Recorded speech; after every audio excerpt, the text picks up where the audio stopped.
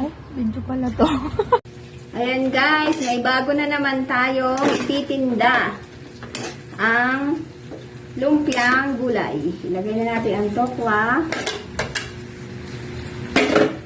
Tapos, mag-dip. Haluin lang natin at mamaya ay babalutin na natin ito sa wrapper. Sorry.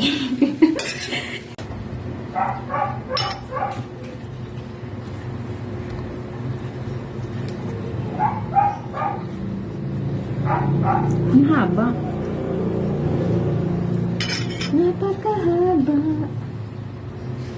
Ito harina na may tubig. Ayan ang pandikit natin.